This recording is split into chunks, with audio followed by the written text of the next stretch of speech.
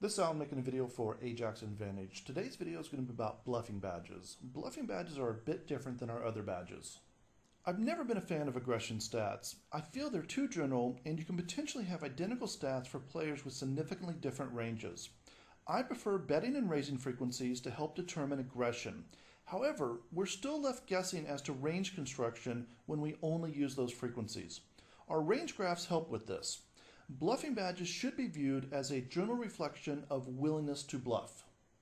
I put bluffing badges in the category of alert or indicator badges. Data for bluff badges include many different spots for that street, and bluff badges will come in much quicker than our range graphs or other badges.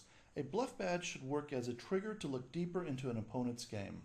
However, you have to be careful not to read too much into bluffing badges. It's easy to overuse these badges and use them as an excuse to make bad plays. Remember, quality poker first. Use the badges to help make better decisions in marginal spots. In general, with level 1 bluffing badges, I'll need to see solid confirmation of their bluffing range for that particular spot. With level 2 badges, I'm a little less stringent. First, let's talk about our river bluffing badges. Our river bluffing badges use a hand strength algorithm to determine hand strength of river bets.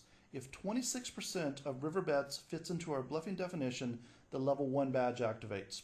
If 38% of river bets fits into our bluffing definition, the level 2 badge activates. You can identify a level 2 badge by its white top. The level 1 river bluff badge is a bit tight for river bluffing, but our bluffing definition is also set a bit tight, and it's assumed that you'll use this badge in reasonable spots. Use our bluffing badges as an alert to look deeper into an opponent's range construction when in possible hero calling spots. With the level 1 badge, I'll need to see a range graph that reflects a decent bluffing frequency for the spot that we're in. With this river bet pop-up, you can see that we can easily make hero calls in smaller pots and should make tightish folds in larger pots. The scatter graphs show a small correlation between bet size and hand strength, with more of the bluff plot points being in the lower left quadrant.